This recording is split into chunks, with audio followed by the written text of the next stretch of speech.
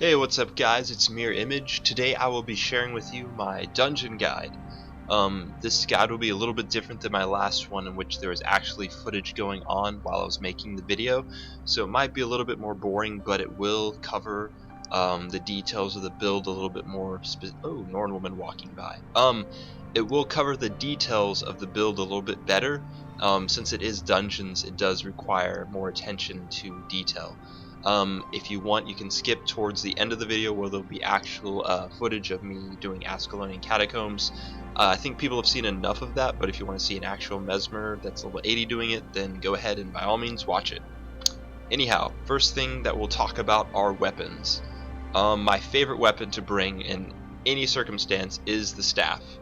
Particularly because the staff has, in my opinion, some of the best utility options in the game. As sort of my secondary set, I usually have the sword and the focus. The only problem with the sword and the focus is that the sword is a melee weapon, which means you have to get right up to your enemy in order to use it, and that can be a little problematic in the dungeons. Luckily you have Blurred Frenzy though, which grants distortion, so it does have benefits even though it can be a bit dangerous. The main reason I like sword and the focus is for the focus itself. Scepter isn't the greatest main hand weapon in the world, and you have to have a main hand weapon in order to have a focus, or you could just go main handless, which would not work very well. But the main reason why is because the utility these two skills offer in conjunction with each other is amazing. Phantasmal Warden with this build can be traded to reflect projectiles, which not only causes lots of AoE damage, considering the Warden does AoE damage himself, but also additional protection for your allies in dungeons. Additionally, you have Temporal Curtain. That can be used in conjunction with the Warden. If you place this on top of him, it will actually remove conditions from your party in sort of an AoE manner. You also grant Swiftness, which is very useful for traversing and getting back to your party quickly. So always have a focus in your inventory, even if you aren't going to use it, just to be able to run around more quickly. Also, it can cause crippling to your enemies, pull them. It just does so much in conjunction with the Warden. Probably one of the best synergy for any weapon in the game. Besides the sword and focus, I like the greatsword. I was actually very against the greatsword at first because I used it a lot in the beta, and I liked it mostly because of the aesthetic appeal of it. But I've noticed a trend where almost every Mesmer will just use the sword and nothing else, or the greatsword, pardon me. And the greatsword is a directed damage sort of build, and the build we're focusing on today is mostly dealt with conditions. And the greatsword focuses on direct damage. There's other classes that can do direct damage better, which is why I prefer using the staff. But the greatsword does have its perks. It is good at dealing damage, and it's not like Mesmers can't, but they really shine in the support aspect. So let's now get to the build. Basically what I'm saying is, yeah, use a greatsword, but also try out other weapons. Try out the staff, try out the sword and the pistol and the scepter, everything, before you just settle on using one thing. As far as traits, I have a 30-20-20 build. It is very versatile. You can also customize it relatively easily, even if you're using different weapon types, which is what I like about this build, is that you can use the greatsword or swap for the sword and the focus and have just as much utility. You're not hurting yourself based on what weapon you choose, in essence. The only weapon that is required that you have for this build, or not required, highly recommended, is the staff. Okay, first of all, Chaos.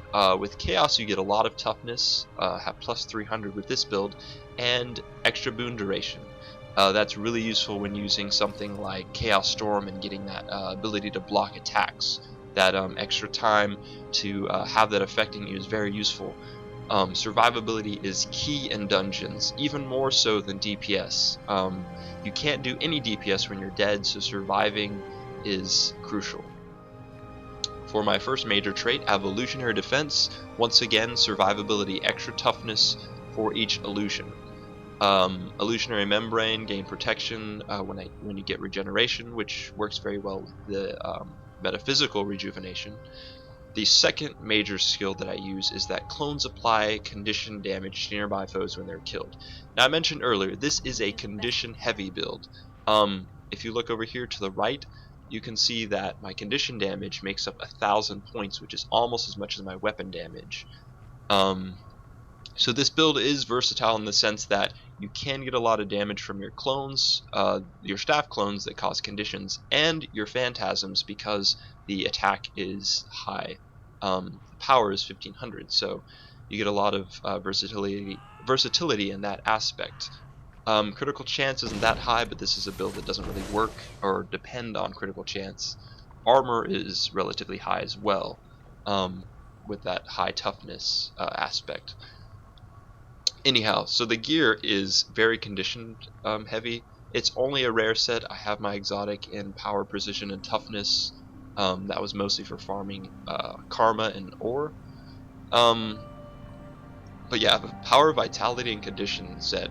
Basically, lots of health, lots of power, and condition damage. For runes, I have Superior Rune of the Crate, 5 of those, for the extra condition damage, as well as a Superior Rune of Strength, because the 6th ability with that rune set isn't really all that useful since I'm not doing a lot of underwater stuff. You can get different runes that have these abilities. I just picked the set that was the least expensive. Additionally, this had extra bleed duration, which is why I chose it, as opposed to having all of the runes of Grenth, which adds freezing duration, which is not something this build does a lot of. Actually, the Mesmer does not do a lot of freezing in general. Anyways, back to the skills. Chaotic Transference. Some of your toughness is converted to condition damage. Once again, that goes with the overall feel of the build. It flows really well with the whole idea of toughness and condition damage, survivability, and releasing that sustained DPS with your conditions. For my final trait, I have Chaotic Dampening. You get plus 50 toughness while wielding a staff or a trident. Obviously, the staff is what we really are concerned with. Also, the 20% quicker cooldowns. That's gonna apply to your Chaos Storm and your Chaos Armor and all those staff skills, which is very useful. That is the necessary skill in that trait line. Inspiration, we have extra vitality and healing power. The main reason we have this is for the glamour skills. My utilities are Feedback, Null Field, and Mirror Images. Feedback, it's very self-explanatory. It blocks projectiles. That does damage. We trade it so that the glamour skills recharge faster and last longer.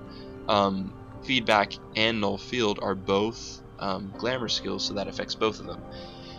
There is a case where I will change the second skill to 8 Warden's Feedback. When I have the Sword on the Focus, you'll definitely want this because you'll have additional ability to reflect projectiles. For the last trait line, also we have Retaliation for Phantasms, which is a good trait to have. It's a nice perk, one of the better ones in my opinion. And Regeneration to Allies for your Phantasms, only your Phantasm, not your clones.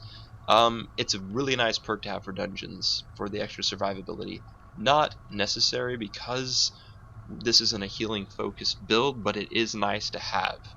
Lastly, 20 in illusions for extra 200 condition damage and also faster shredding rate or recharge rate. Sorry.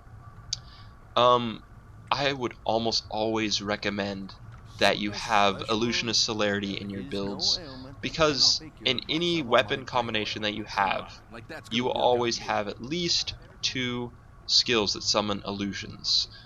Whether you are using a 2-handed weapon or a main hand and offhand, you'll always be summoning illusions, or have 2 skills that summon illusions. Sorry. Secondly, I have Mirror Images as one of my utilities. This affects that illusion summoning, so you get a faster recharge for Mirror Images, and I only use Mirror Images when I have my staff. because the damage done from the conditions is much stronger than I think what they would be with the sword or the greatsword. You basically get more for your clones if you use it while you have a staff out, because they'll cast Winds of Chaos, which will grant boons and conditions. So yeah, if you use mirror images, make sure you have your staff out. Illusionary Retribution, a nice little perk. Once again, it kind of goes with the flow of the build, having condition damage with confusion, but it isn't necessary, and this isn't a build that particularly focuses on confusion. Last but not least, definitely the main skill of this build is Illusionary Elasticity. And what this does is, actually we'll go to some dummies here in Ascalon to demonstrate. But what it does is it creates an additional bounce effect. When you are using the staff, for example, the first skill will bounce an additional time. That is critical because it's like basically attacking twice. You will either cause more condition damage or grant more boons to your allies. So that's one of the better skills. Also, if you have a greatsword, Mirror Blade counts as a bounce attack, so you're granting more might and doing more damage. So it works well with a greatsword or a staff, which is why I said this build is really great, because you can have the sword on the focus if you're facing a lot of enemies that deal projectile damages. You're going to want to use the sword in the focus as opposed to the greatsword. But it doesn't hurt because the greatsword also benefits from this build with the bounce attacks. So anyways, I said I was going to demonstrate how it works. So with the staff, if I focus this enemy right here, the bounce will bounce to him and back to me. And as you see here, I'm getting boons whenever it bounces to me, and I get more of them because I get that additional bounce effect. If this was a regular enemy, you would see many more conditions stack on this this target right here. So you get that bounce effect. You switch over to your greatsword, and you press 2 for a Mirror Blade. You'll see right here that it does. Sorry, it's auto attacking on me. You'll see that it has multiple bounces. And if you see right there, my might went up to 6 as opposed to the normal amount of might, which is 3. So it's really nice to have because you're doing even more damage, and it's on a very low cooldown, so you constantly have stacks of might. Right there I had 9 stacks. So it works well. This is it's a power build, it's a condition build, it's very versatile. Mostly it focuses on conditions because of the gear, but it can do more than just one function. So if you're running dungeons, be sure to give it a try. I'm going to feature some footage of me actually running a dungeon, part of a dungeon with some pug group, actually. But you can kind of see how it works. I'm sorry this was a long and sort of a boring video. I just felt it was necessary to go into the depth of how the build works as opposed to just running around and trying to talk about the skills. But if you like the video, click like. If not, click dislike. If you have any requests, let me know. Also, I would like to stress, builds are never perfect. The synergy of this one is very, very good, but it can be tweaked, as I've said earlier. So if you find a way that you can make this build better and improve upon it, or your playstyle is different, be sure to change it around. Just play around with it if you think that you might get some use out of it. And if you do decide to change some of the skills or invest different amount of trait points in different trees, just link me a comment or post a comment about it so I know. I always want to try to improve how I play the game. So thank you very much and have a great day, and I hope this helps you in your dungeon run endeavors.